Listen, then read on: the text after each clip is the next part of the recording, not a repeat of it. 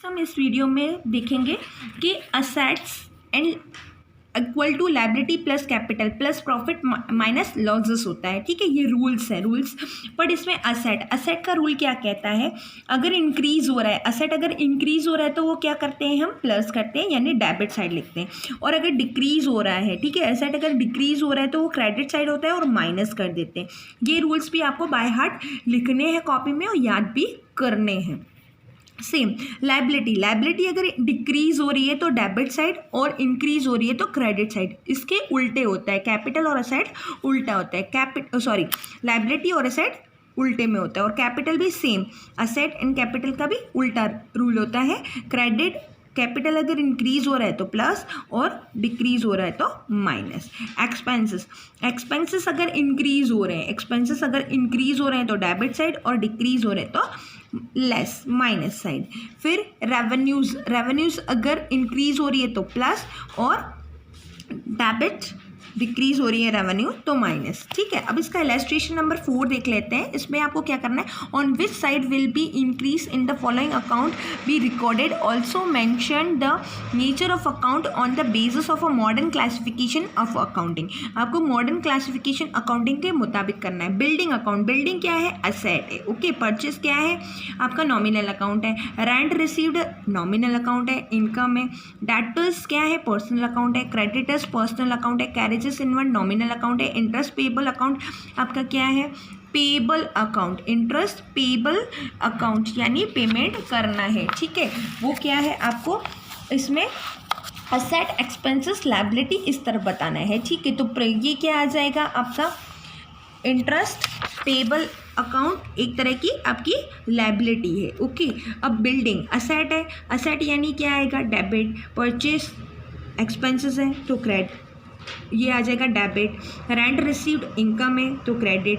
Debtors ये क्या है, असेट पर्सनल अकाउंट है, पर ये डेटर्स क्या हो जाते हैं, रिसीवर हो जाते हैं तो डेबिट। उसके बाद क्रेडिटर्स क्या होते हैं, एक तरह की पर्सनल अकाउंट है पर इसको हम क्या कहते हैं, लायबिलिटी कहते हैं, तो ये लायबिलिटी में और ये असेट में, पर ये क्या होते हैं, गिवर होते हैं तो क्रेडिट साइड।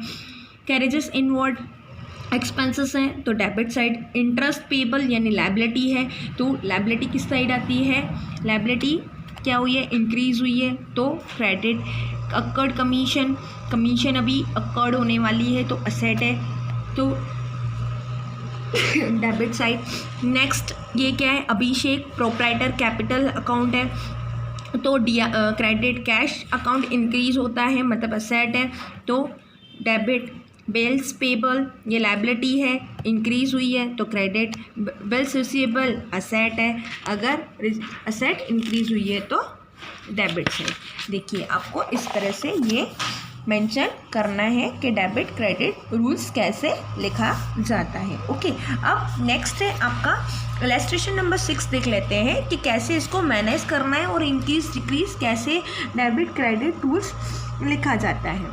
ठीक है, अनु स्टार्टेड बिजनेस विद कैश से उसने स्टार्ट किया है तो आपको सॉल्यूशंस कैसे करने हैं। अनु स्टार्टेड बिजनेस विद कैश, ये ट्रांजेक्शन है। अकाउंट्स इसमें कौन कौन से हैं, एक तो कैश इन्वॉल्व है और दूसरा कैपिटल इन्वॉल्व है। ठीक है, ये इन्वॉल्व दोनों आपको लिखने हैं। उसके बाद कैश क्या है, नेचर ऑफ अकाउंट लिखना है, असेट और कैपिटल। अब हाउ इफेक्टेड क्या हुआ है, इंक्रीज और इंक्रीज, तो असेट इंक्रीज होता है तो डेबिट साइड आता है और कैपिटल इंक्रीज होता है तो क्रेडिट साइड आता है। ओके, तो डेबिट एंड क्रेडिट। नेक्स्ट है आपका deposit cash into the bank 50,000 for the opening an account open करने के लिए मैंने कैश में डिपॉजिट किया है तो बैंक एक आया और कैश आया। बैंक क्या है, असेट है, यहाँ पर बैंक असेट बताया, वैसे ये पर्सनल अकाउंट है। ओके, बैंक क्या होता है, पर्सनल अकाउंट होता है और पर्सनल अकाउंट में मतलब एक तरह की ये हम लिखते बैंक को असेट साइड है। ठीक है, तो असेट क्या हुआ, इंक्रीज हुआ।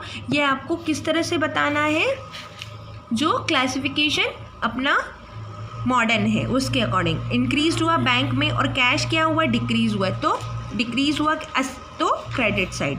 ठीक है, नेक्स्ट क्या है आपका इसके अंदर, withdrawn cash for the personal use के लिए कैश को विड्रॉ किया। तो ड्रॉइंग और कैश, ड्रॉइंग क्या है? कैपिटल अगर डिक्रीज हो रहा है तो वो डेबिट साइड आता है, और एसेट अगर डिक्रीज हो रहा है तो वो क्रेडिट साइड आता है। ओके, उसके बाद withdrawn cash from the bank में से मैंने कैश निकाला ऑफिस यूज़ के लिए, तो इसमें क्या है? कैश और बैंक। कैश क्या हुआ? असेट इंक्रीज हुआ, बैंक क्या हुआ? डिक्रीज हुआ। अगर इंक्रीज होता है असेट तो डेबिट साइड, और असेट अगर डिक्रीज होता है तो क्रेडिट साइड। ओके, फिर received a cheque from the debtors Shyam से मुझे क्या हुआ है? 5,000 का कैश या चेक मिला है। ठीक है, तो इसको क्या लिखेंगे? बैंक। असेट इंक्रीज हुआ है तो डेबिट साइड। श्याम डेटर्स है, वो भी असेट है पर डिक्रीज हुआ है तो क्रेडिट साइड। फिर ये deposit Shyam's cheque next day, वो जो चेक डिपॉजिट हुआ मुझे किया है वो मैंने बैंक में डिपॉजिट कर दिया, तो बैंक टू कैश आ जाता है। ओके, तो बैंक असेट है, इंक्रीज हुआ तो डेबिट साइड और डिक्रीज हुआ तो क्रेडिट साइड असेट आ जाता है। Next, paid to creditors Mahesh by cheque, cheque से मैंने महेश को पेमेंट किया है जो मेरा क्रेडिटर है।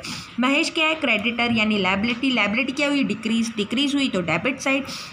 बैंक क्या हुआ है? डिक्रीज हुआ है। ठीक है, पैसा गया असेट, तो वो भी क्या आ जाएगा? Credit side. उसके बाद पेड सैलरी टू स्टाफ को पेमेंट किया है, तो सैलरी और क्या है? सैलरी क्या है? एक्सपेंसेस है। इंक्रीज हुआ, सैलरी इंक्रीज हुई है तो डेबिट साइड, और असेट डिक्रीज हुआ है तो क्रेडिट साइड। फिर next, paid rent by cheque से मैंने पेमेंट किया है, तो रेंट कितना है? एक्सपेंसेस है, इंक्रीज हुआ 6,000, बैंक डिक्रीज हुआ तो 6,000 क्या हुआ?